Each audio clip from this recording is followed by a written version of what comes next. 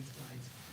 I think another very striking moment in recent weeks is the using of the Justice Department to essentially drop charges against in a corruption investigation of Eric Adams in New York, the mayor of New York, in a very clear and overt quid pro quo, where they say, okay, he's helping us carry out our immigration policies, so we're going to drop charges.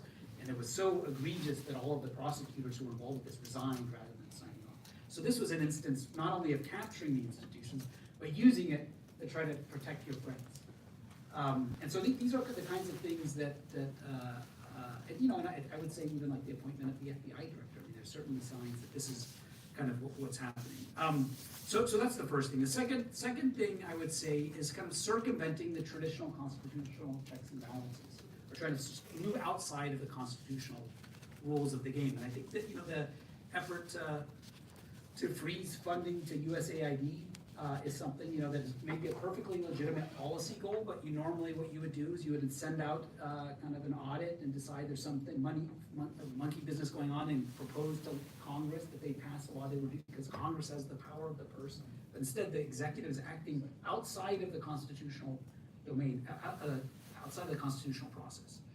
A third thing, a kind of third pattern, and then I guess the last one I'll point to is kind of a weakening of a dismantling or dissembling of the opposition by some ways capturing the media landscape.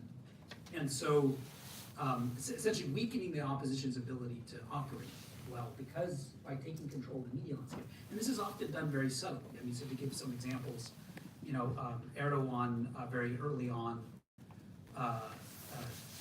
opened up a tax investigation of one of the major media outlets who were critical of him, and then because of the tax bill, then forced the sale of this company to a friendly company. Viktor Orban organized his friends to buy out critical media stations, and I think in the United States, I mean, what we see with X, what we see potentially with TikTok, I mean, what's going to happen to TikTok when TikTok is forced to be sold to American owners? You know, will this be friendly owners? Probably.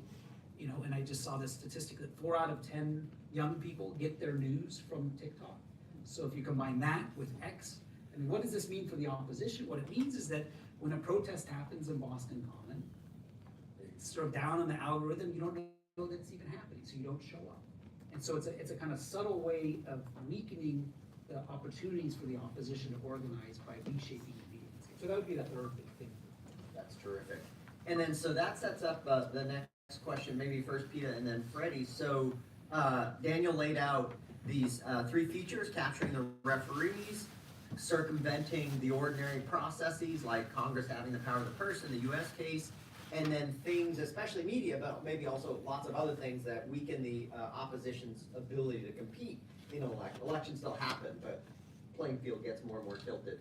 So are there things in Thailand that stand out to you as additional or different from this pattern? I mean, the most obvious is the presence of the military. Yeah, but it depends on how much time we have. Yeah, we could be here all day and all night. Like one or maybe 2 or 3 things sure, that are that's what I'm planning additions to to do. the pattern or breaking the pattern. Yeah, I'm not trying to monopolize the Yeah. panel, but this is how I'm going to use the time of this round. I'm going to respond to you, and I'm going to expand to him. Because your question is about gradual decline in democracy. It doesn't happen overnight, it happens gradually. And the most surprising gradual techniques of keeping democracy at bay is quorum, death by quorum. When it's devils is in the detail. You know, if autocrats are on this table talking together, so what do we do with this guy? You know, there could be many things, and it could be visible, it could be discreet. How about we just don't show up for quorum, and then during the prime minister's election, he needs our appointed senator votes. If 50 of us don't show up for quorum, he cannot become prime minister. So this is the most surprising things that you can read in the books. I think this is like street politics that I have found. Like, to become the prime minister, I need 376 votes from the elected lower house and appointed upper house. So there's 250.